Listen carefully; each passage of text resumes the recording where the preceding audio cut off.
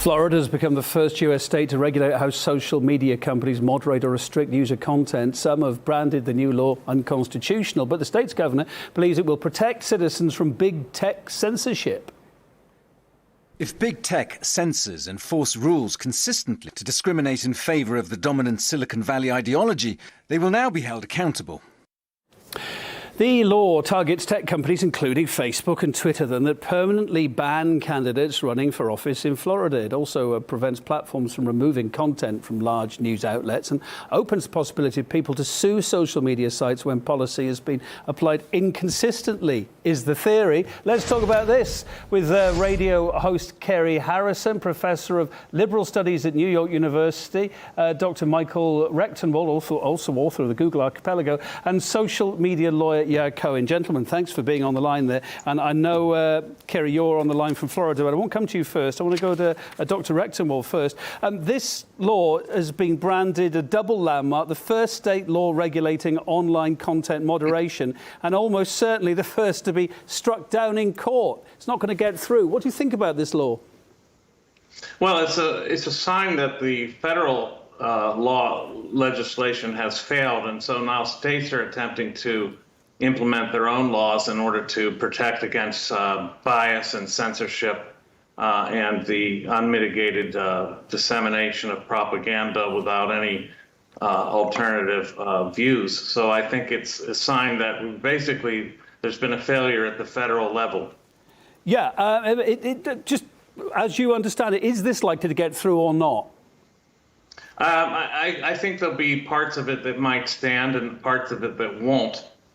It's very difficult to regulate content from Florida users alone. How would you know whether a user is actually in Florida? You may have people changing their locations on purpose in order to get their posts accepted by Facebook. So it's a very difficult law to implement, I think. Kerry has said you're in Florida. What's your thought about this? I gather you're against it. Why? Well, the weather is great. But other than that, I am probably an hour away from Mar-a-Lago here, and a lot of people are feeling very hopeful, excuse me, that this is going to change the game. But why are we pretending that Facebook and Twitter are somehow regulated utilities, private property? And so you can step on it, you can step off it, and you really have no right to decide what they get to do with your property. They're not charging you a fee. Now, once upon a time in the U.S., cable companies, when they became monopolies, controlled all the signals. So they came up with something called public access. And they had to dedicate specific channels for you and me, and we had full freedom of speech so long as we didn't start a riot or take over the Capitol or kill somebody or threaten to kill somebody. So if we want to regulate big tech and make them responsible and accountable, then we can probably decide to what degree a range of motion in freedom of speech can happen. But right now, I'm a guest on Facebook. They're paying the freight. They can kick me off because they don't like the color of my shirt. Just like my lawn, my rules, you're a trespasser, don't like your shirt and barbecue, see ya. Yeah, Cohen, you're an expert on this. What are the dangers here? I mean, it's laudable, I suppose, the plan, this law aimed to protect free speech and to prevent social media companies abusing their monopolistic position. But it could all go wrong, could it? Well, the idea is to focus first on prevention of manipulation of election results and election campaigns. So one of the things that the new law will make sure is that social media companies don't have the power to deplatform any individual who is running to public office.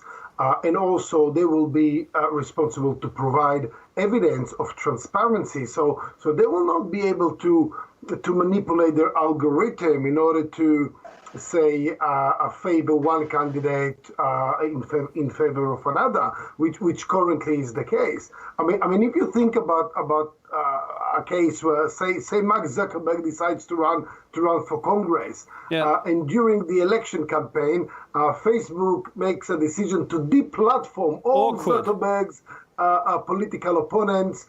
it is ridiculous. The current state of affairs that this is actually something that is possible to do, and the new law will prevent that. Dr. Rexon, well, what sort of opposition is this proposed law up against then?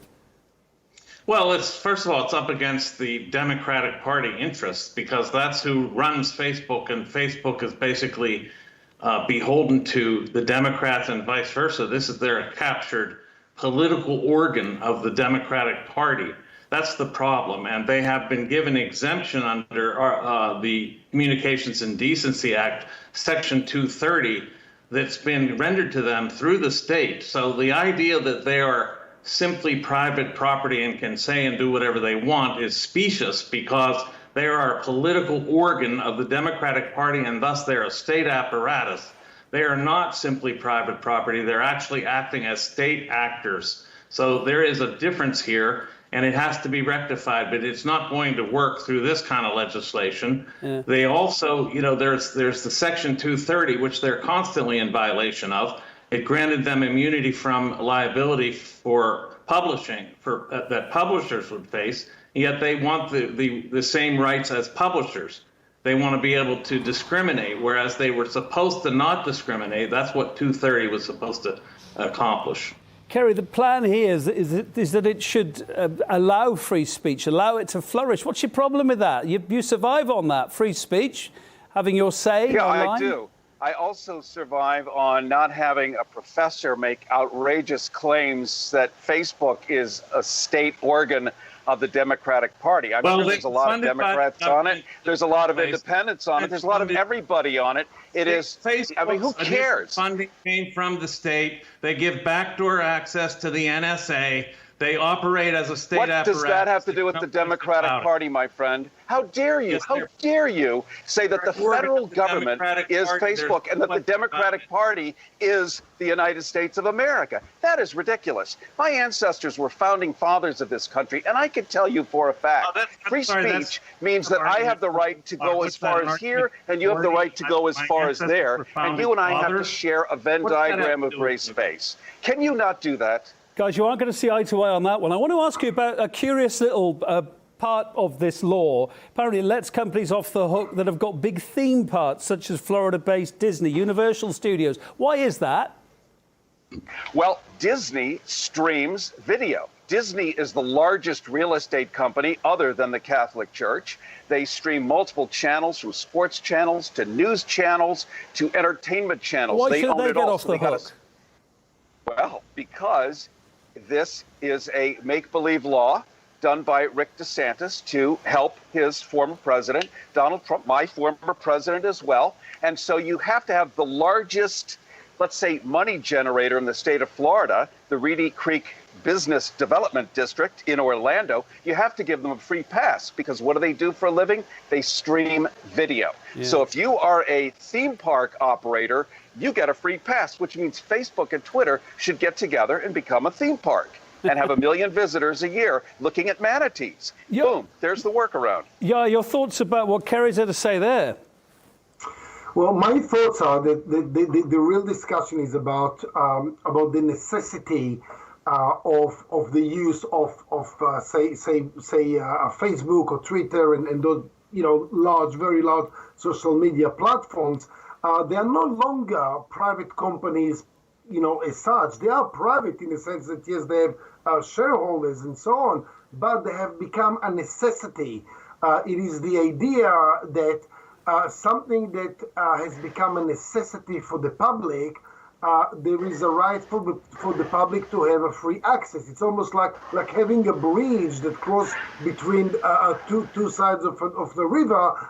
Crossing the bridge will take, using the bridge will take you 5 minutes, but if you had to make the journey by boat, it will take you 2 days.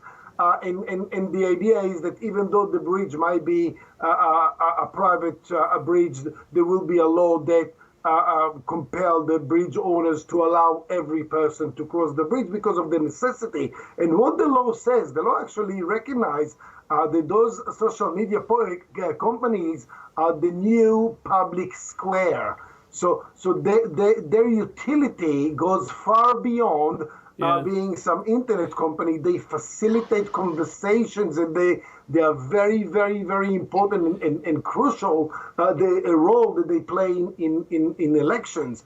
And anyone that can accept, say, Facebook or Twitter deciding that an individual who runs for office is no longer able to use their platform to communicate with their audience. I think this is very, very dangerous. This is quite tyrannical. So whether it gets through or not, guys, end of the day, Florida's trying to go it alone. But as we said when we started this chat, maybe this should be a federal thing. It should be done nationally now. What are your thoughts on that? And who wants to chip in first on that one?